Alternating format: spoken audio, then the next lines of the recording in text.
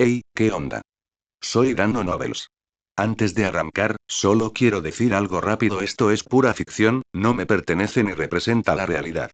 Es contenido creado para entretener, imaginar y pasarla bien. Así que relájate, disfruta, y no lo tomes demasiado en serio. Capítulo 21. La lección de transformaciones transcurrió sin problemas. Una clase teórica, fórmulas y parte práctica. Recordando el material de los libros de texto y la bibliografía recomendada, me pregunté, ¿por qué la práctica en todas las materias tiene tan poco beneficio práctico? Pero antes de poder pensar con claridad, inmediatamente hice conexiones y llegué a conclusiones. Es sencillo, en general, no se nos enseña magia específica, sino magia en general. Tomemos como ejemplo la asignatura de pociones. Las pociones que se ofrecen para su estudio son, en su mayoría, inútiles y de un perfil extremadamente limitado. No, es cierto que las pociones son limitadas en principio, pero en la vida cotidiana, no son necesarias en absoluto. ¿Cuál es el truco? Los ingredientes, cómo trabajar con ellos, las particularidades de su preparación. Y casi nunca se repiten, y si lo hacen, el ingrediente siguiente o anterior en la receta será completamente diferente, con condiciones totalmente distintas para su combinación en el caldero. Esto pasa desapercibido si se lee el libro de texto de primero o segundo año, pero cuando incluso en el libro de texto de tercer año un ingrediente ya visto no aparece en una secuencia familiar con otro, entonces se pueden sacar ciertas conclusiones.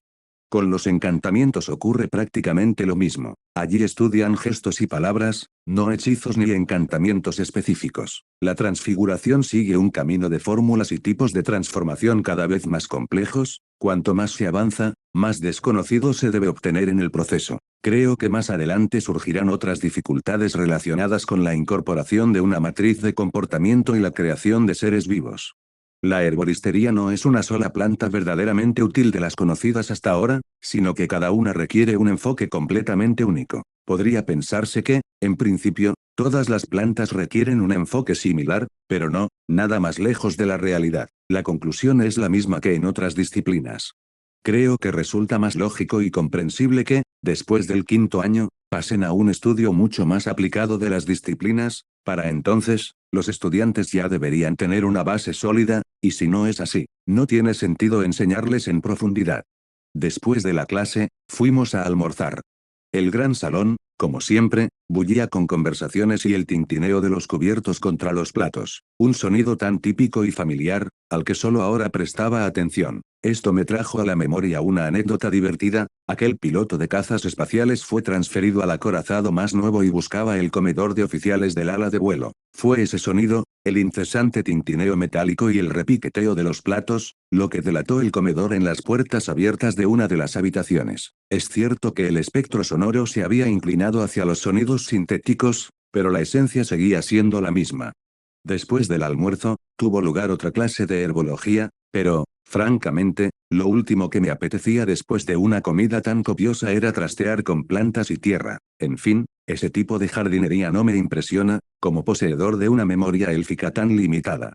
Tras lidiar con métodos bárbaros pero efectivos para lidiar con la vegetación mágica, comenzó nuestro tiempo libre, porque no asisto a estudios múgiles. Bueno, esa es la alegría de Hermione por el horario lineal. Espero encontrar actividades de mi agrado cuando se permitan las actividades de círculos y clubes. La única clase que todavía habrá hoy es astronomía, casi de noche. Y solo hay 7 días en una semana, 7 años. El programa debería ser diferente, y aquí está la pregunta: ¿una clase se imparte en un día, o en varios? Cuando los chicos volvieron al castillo desde el patio con invernaderos, yo, imperceptiblemente, como solo los elfos pueden hacerlo, me aparté, me fundí con el terreno y, esperando a que todos se fueran, llegué rápidamente a las puertas y abandoné el recinto. Hogwarts se alza sobre una colina que termina en un acantilado junto al lago. En la parte casi llana de la colina, junto al castillo, está el campo de Quidditch, y en la otra, más empinada, un puente sobre el acantilado, y después, un descenso hasta la cabaña de Hagrid. En este descenso había un bosque ralo y un sendero pisoteado, aún no un camino propiamente dicho. Entré en este bosque, con sus escasos árboles altos y buena visibilidad.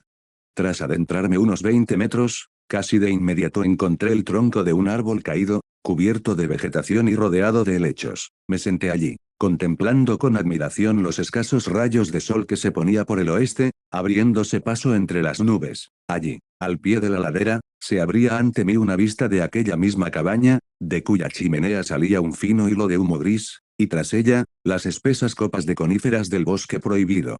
Silencio, paz, se oyen cantos de pájaros a lo lejos. Comillas herboristería, maldita sea. Deslizándome del tronco, me puse en cuclillas y toqué el suelo con la palma de la mano, enviando una onda de energía vital. Un segundo, dos, tres, y sentí el eco de esa energía. La mente interpretó la señal de inmediato, como un radar, y me puse de pie y comencé a descender, guiado por una especie de brújula mágica. Muy cerca, a unos 24 metros, entre las enmarañadas raíces de un árbol enorme, cuyas ramas se elevaban muy alto sobre el suelo, encontré lo que buscaba, un pequeño brote. Reaccionó con gran vivacidad a la onda de energía vital, lo que captó mi atención. Inclinándome sobre las raíces, extendí mi mano hacia el brote y, separando la energía vital de la neutral con un esfuerzo voluntario, concentrándome al máximo, comencé a alimentárselo. Durante un par de segundos no sucedió nada, pero pronto empezó a crecer, a hincharse, a transformarse. Herboristería, runda. Sin comprender del todo qué debía suceder, pues el recuerdo del fragmento élfico permanecía en silencio, no obstante, comprendí cómo realizar aquello. Cuando el brote creció 5 veces y comenzó a parecerse más a una maraña de enredaderas, me hice un corte en el dedo con un solo esfuerzo y magia. Una gota de sangre se hinchó durante un buen rato, y durante todo ese tiempo la saturé con magia neutral, pero impedí que se produjeran reacciones mágicas espontáneas. La gota cayó. Antes de que pudiera tocar la planta, este milagro con forma de enredadera la agarró en el aire, absorbiéndola. Inmediatamente, corté el fino hilo mágico que me conectaba con esta gota y me permitía mantener el control sobre la magia. La planta se hinchó aún más y comenzó a caer, como si se secara, pero sin marchitarse. Sin embargo, no dudaba de que todo transcurriría según lo previsto. Una gran reserva de magia neutral permitirá que se produzcan esos cambios que solo la planta puede imaginar, aunque esta frase no le sea aplicable. La planta se acurrucó formando una bola entre las raíces, se calmó y solo se hinchó ligeramente y se desinfló aquí y allá, como si pulsara. Así que ahí tienes tu herbología. Aunque no comprendo del todo qué tipo de milagro debería ocurrir, mi intuición, mi sexto sentido, me dice la necesidad y la conveniencia de crear algo así. Al mismo tiempo, el fragmento élfico dejará de resentirse en silencio, no se puede acumular tensión en el alma. Me puse de pie y me alejé del árbol un par de pasos, a esa distancia ni siquiera se percibe la extraña actividad que ocurre en sus raíces. Asintiendo con satisfacción, decidí que era hora de descansar, pues ya había caminado bastante. De repente, me invadió un escalofrío. Al exhalar, noté vapor, y las sensaciones de la magia se volvieron repentinamente familiares y desagradables. Familiares tanto de la vida del fragmento élfico como, recientemente, de esta vida también. Al girarme bruscamente hacia la supuesta amenaza y sacar mi varita, casi me topé cara a cara con un dementor que flotaba a medio metro del suelo. La protección mental no me permitía nadar ni sucumbir a las emociones, pero cualquier mago que se precie sabe que las criaturas incorpóreas no muertas afectan no solo a la mente, sino también al alma. Esta es su fuente de alimento de una forma u otra. Apuntando con mi varita a aquella túnica negra desgarrada que flotaba en el aire, maldije mentalmente la apariencia de esta criatura, arruinará todo el experimento con su magia. Sirius Black no está aquí, le dije a la criatura que se acercaba lentamente, mientras comenzaba a trazar simultáneamente el contorno de una construcción mágica contra tales criaturas, no en vano lo recordaba de aquel entonces, de camino desde Oxmeade, en presencia de McGonagall.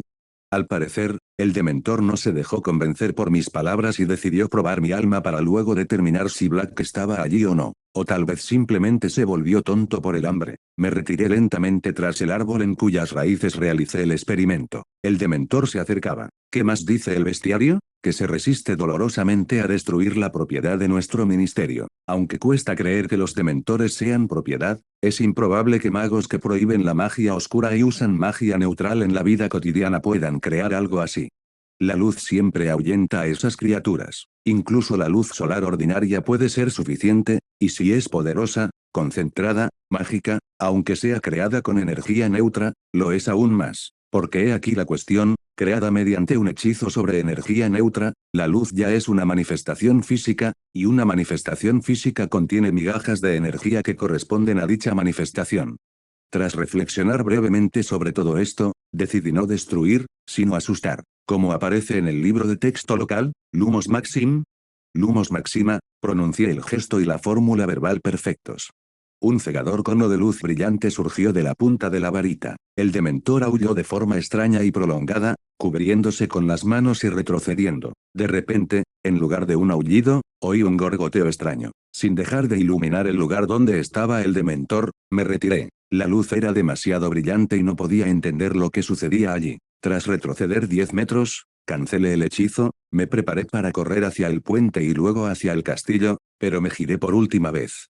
Mis cejas se arquearon casi hasta la mitad de mi frente por la sorpresa, el dementor estaba intentando activamente desprenderse de una pequeña bola de enredaderas que enredaba su esencia fantasmal. Por mucho que quisiera ver este asunto hasta el final simplemente para saber el resultado, preferí no quedarme en la escena del crimen y me apresuré hacia el castillo.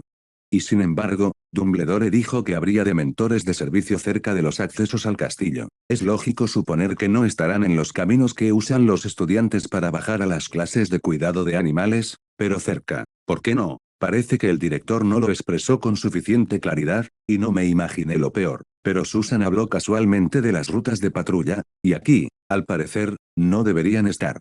Al regresar al castillo, recuperé el aliento, apoyándome en la pared de la entrada. No todos los días te encuentras con una criatura como un dementor, y ni siquiera puedes destruirlo, es propiedad de otro. Todavía no estoy preparado para enfrentarme a las autoridades, ni siquiera para defenderme. ¿Te estás saltando las clases?, preguntó un conserje refunfuñando, vestido con un traje viejo, acercándose desde un lado.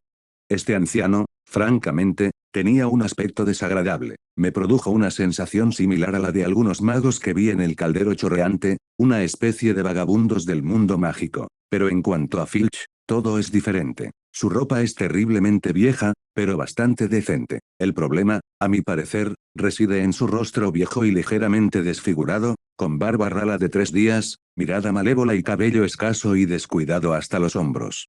No, señor, no tengo clases ahora mismo, sin embargo, mantuve un tono cortés. No hay clases, gruñó Filch, imitándome mientras pasaba de largo. Andamos por aquí, arrastrando tierra de un lado a otro. Las miradas de desaprobación del conserje, que comenzó a limpiar sin ningún tipo de magia, no me resultaron nada agradables, así que me dirigí al gran salón.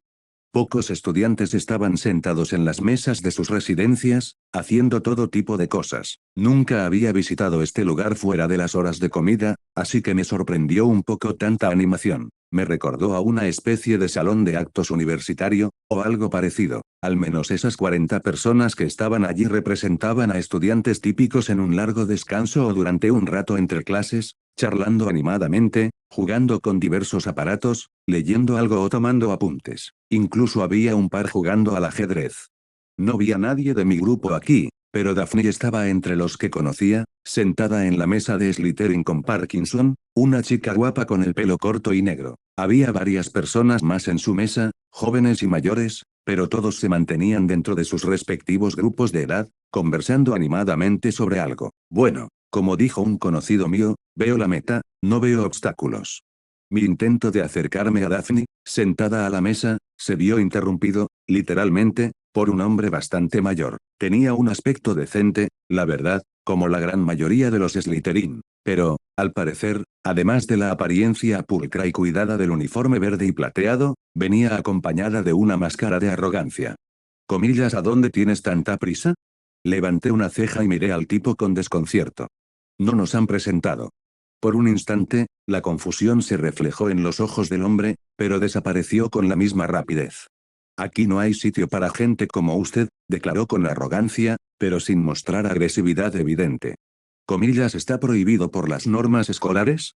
No, ¿a qué te refieres?, preguntó el desconocido con una sonrisa burlona. Las reglas no tienen nada que ver con esto. En ese caso, no lo detendré más, dije asintiendo respetuosamente, intentando esquivar al hombre, pero se movió hacia un lado, bloqueando mi paso de nuevo. ¿Acaso no me expresé con suficiente claridad? No puedes estar aquí.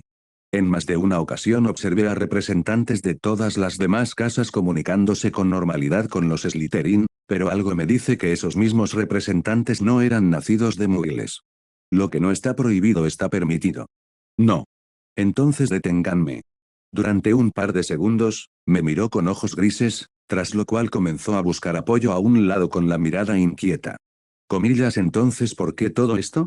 Intenté esquivar al tipo otra vez, y esta vez no me molestó, y llegué sana y salva hasta las chicas que me vieron. Señoras, espero que este asiento no esté ocupado. Daphne suspiró con tristeza, y Parkinson casi se levantó de un salto, como si quisiera montar un berrinche. En realidad, ese disgusto fingido reflejaba precisamente eso. Vaya, exclamó indignada, alzando patéticamente las manos hacia el techo. Ahora hasta los más desalmados están en nuestra mesa. ¿Dónde está Draco cuando tanto se le necesita? Aunque su voz era suave, las entonaciones eran como las de un grito. Simplemente sonreí y me senté frente a las chicas. ¿Acaso dijimos que no estaba cogido? Daphne ladeó ligeramente la cabeza. Bueno, Parkinson dijo en la mesa, así que me senté para que tu amigo no se equivocara. Las chicas resoplaron con desdén y Parkinson volvió a sentarse. Comillas, ¿y qué es lo que le trae a nuestra mesa? Aburrimiento y una propuesta de negocios.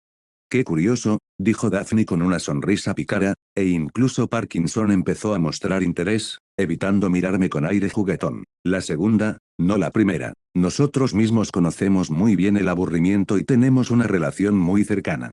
Oh, todo es extremadamente sencillo, me incliné hacia adelante en la mesa, pero, por cortesía, no apoyé los codos. Y, en general, ¿cómo se puede uno sentar a la mesa apoyando los codos? Tendré que entregarle a Snape todo el material estudiado sobre pociones al final de este semestre. PFF, Parkinson no pudo contener su opinión, girando la cabeza hacia mí y sonriendo con malicia. Así que ahí radica tu perdición, sangre sucia. No creo que vaya a suspender, respondí con una sonrisa, provocando el disgusto de la chica, pero tampoco obtendré la nota más alta ni adquiriré la experiencia necesaria. Cuanto más se prolongue mi desconocimiento en este tema, peor será. Supongamos, asintió Daphne. Entiendo a qué te refieres, pero, no es todo demasiado simplista en tu lógica.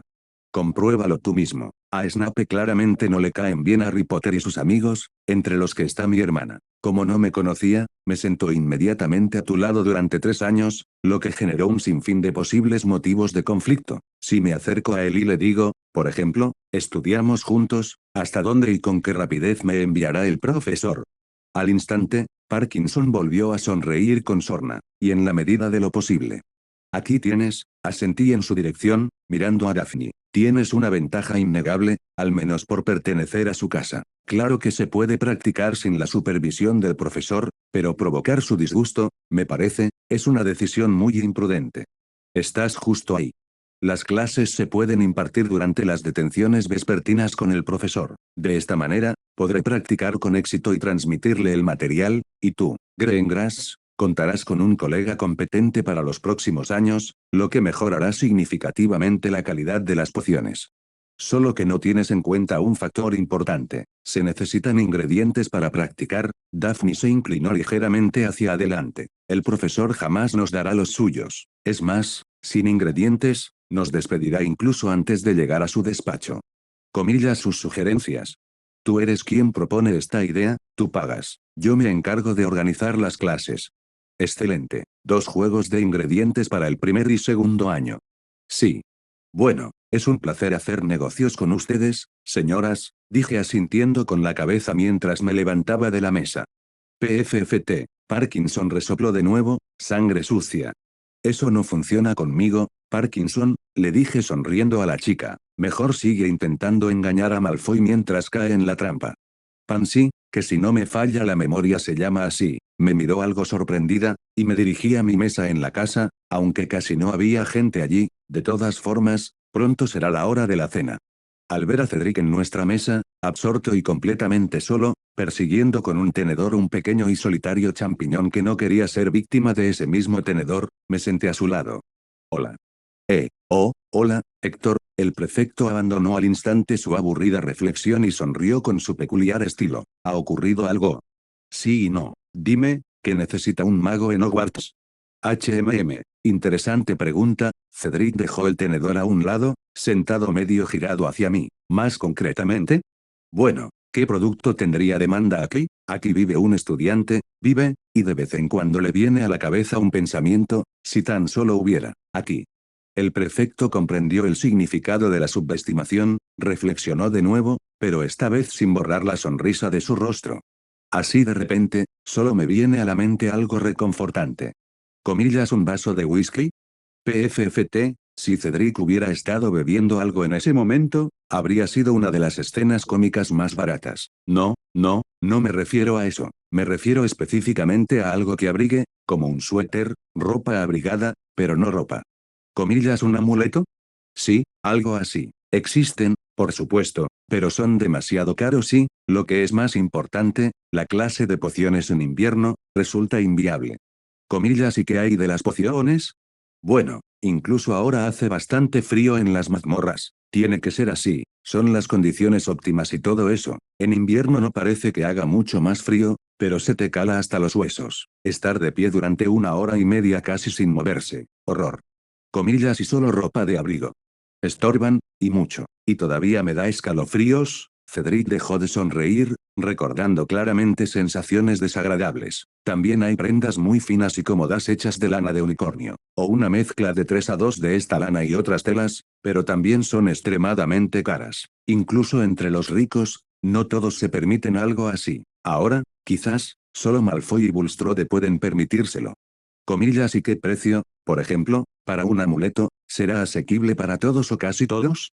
1 o 2 galeones como máximo, reflexionó Cedric. Por 3, la cobertura será menor, aunque el beneficio se mantendrá. Puedes intentar hacer amuletos decorados o con materiales caros para venderlos a aquellos cuya corona no les permite llevar un amuleto sencillo.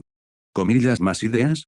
Todo lo demás está relacionado de alguna manera con la seguridad y la protección. Como capitán del equipo de Quidditch, me gustaría que mis chicos usaran protección contra caídas, pero los objetos encantados, excepto la escoba, están prohibidos por las reglas. No nos registran especialmente, claro, pero si nos pillan, las cosas se pondrán feas. ¿Comillas y para el entrenamiento? Cedric simplemente negó con la cabeza. No hace falta acostumbrarse a la idea de que uno puede caerse de una escoba sin sufrir daño alguno. En los partidos, el campo está encantado para que solo un par de grietas representen una amenaza. Bueno, si la caída es desde una altura razonable. Si la velocidad de la caída es demasiado alta, los encantamientos no servirán de nada. Pero para eso están los árbitros y los instructores. Y el resto de la protección es para toda la vida en el castillo, bloquear hechizos y otros ataques. Al menos la primera andanada. Pero eso tampoco es muy bueno. Comillas sí, aunque, hasta cierto punto, tienes razón. El fragmento de memoria del elfo trajo a la memoria un episodio de profunda sorpresa de su época de enseñanza en la Academia de Magia. Aunque no recordaba del todo las disciplinas ni el material, la sorpresa, la completa ausencia de un sistema de seguridad en los pasillos, así como de amuletos protectores. Allí, los magos, al parecer, creían que uno debía aprender a confiar principalmente en sí mismo, y solo después, en los apegos. Al elfo le sorprendió semejante actitud desdeñosa hacia la vida y la salud de la generación más joven, pues para los elfos los niños son casi seres sagrados. Durante un par de minutos más, Cedric propuso varias ideas para manualidades económicas, y luego otros estudiantes comenzaron a llegar al gran comedor para cenar. Los compañeros compartieron sus primeras impresiones de la clase de estudios muggles, y yo escuché atentamente la sorpresa tanto de los sangre pura como de los mestizos poco familiarizados con la gente común, y de Justin. Resulta que allí cuentan historias exageradas, y la descripción de ciertas cosas que se pueden encontrar en las calles de una ciudad cualquiera sumió a Justin en un estado de estupor permanente y de conmoción humanitaria, demasiado ridículo, aunque hasta cierto punto cierto. Tuvo. Comillas, ¿qué pasa, Justin? Le pregunté al tipo que miraba fijamente un plato de pescado frito con cara de tonto. Tuvo, Héctor, armas de fuego, tuvo que escupe llamas. Comillas, ¿no es así, Ernie, que no sabía nada de muggles? Se animó de inmediato. Justin dirigió su mirada hacia él, pero yo hice otra pregunta. Comillas, y que olvidaste en estudios muggles, Justin, no la cursaste. Así que una ventana, nada que hacer, y al menos allí escucharon. Mejor no haber escuchado, tubería. Qué extraño, dije pensativo mirando la mesa de Slytherin, y luego volví a la nuestra. Tengo información de que los magos conocen perfectamente las armas de fuego, e incluso algunos coleccionan réplicas hechas a mano como obras de arte. Comillas así que de eso se trataba la conversación. Susan prácticamente se levantó de su asiento, sorprendida por su propia intuición, pero rápidamente se calmó, un poco avergonzada, y me preguntaba a qué tuberías te referías. Después de cenar, nos reuníamos de nuevo en la sala común para hacer los deberes acumulados durante el día en un ambiente tranquilo y amigable, y cerca de la hora del toque de queda, en un grupo animado, nos dirigíamos a la cima de la torre de astronomía, sin olvidar coger atlas estelares, material de escritura y telescopios.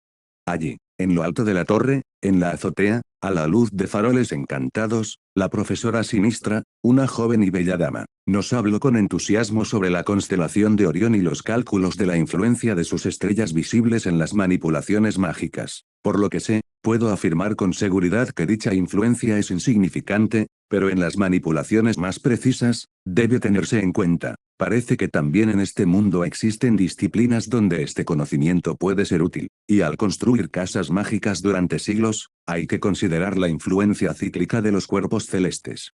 Cuando terminó la lección, los prefectos de la casa vinieron a la torre de astronomía para acompañarnos a las salas comunes, porque ya era medianoche y, después del toque de queda, no se puede deambular por el castillo sin un prefecto. Al irme a la cama, me pregunté si cultivar material para amuletos usando métodos élficos o probar el sistema mecanomágico del enano para procesar la materia prima. El fragmento élfico parecía haberse calmado un poco después del experimento, pero aquellos fragmentos pertenecientes al gnomo se frotaban las manos con entusiasmo, anticipando la interesante y familiar actividad inherente a todo buen gnomo, aunque joven, que pronto comenzaría.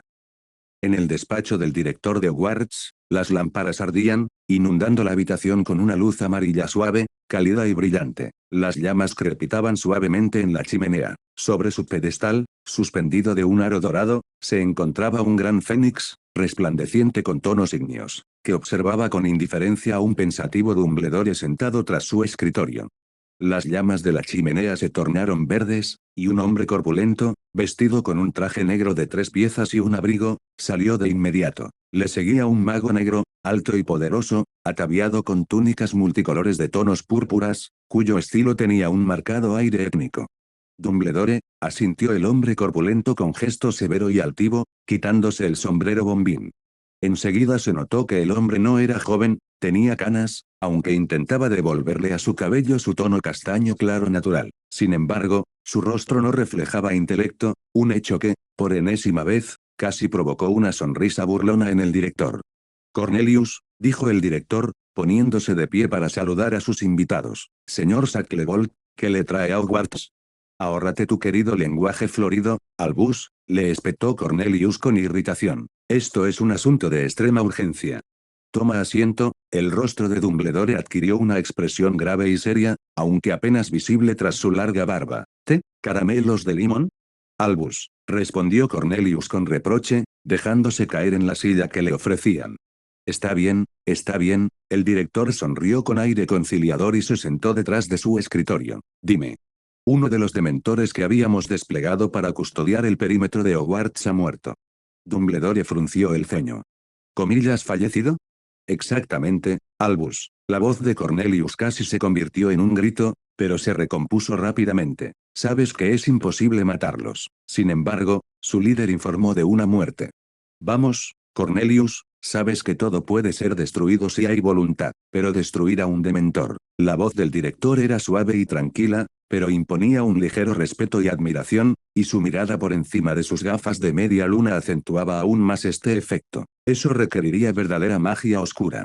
Exacto, magia oscura. Oh, Cornelius dejó caer su máscara de autocomplacencia, sacó un pañuelo del bolsillo de su chaqueta con mano ligeramente temblorosa y se secó el sudor de la frente. ¿Sabías que vieron a Black hace poco en Dufftown? Está bastante cerca de Hogwarts.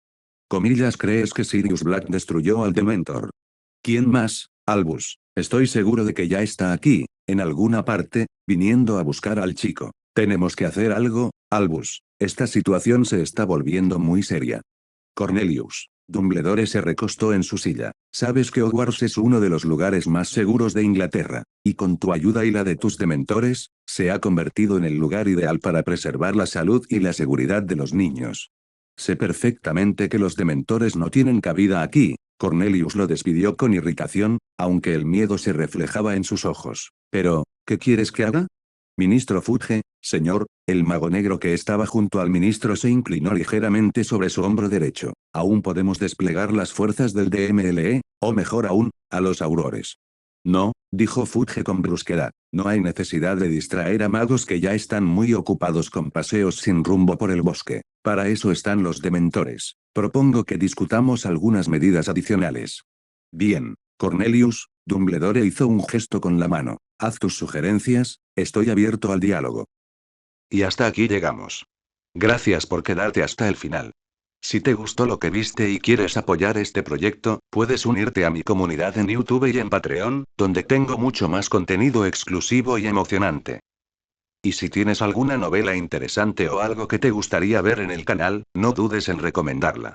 Me encanta descubrir nuevas historias y compartirlas con todos. Nos vemos en la próxima. Y que nunca falte la imaginación.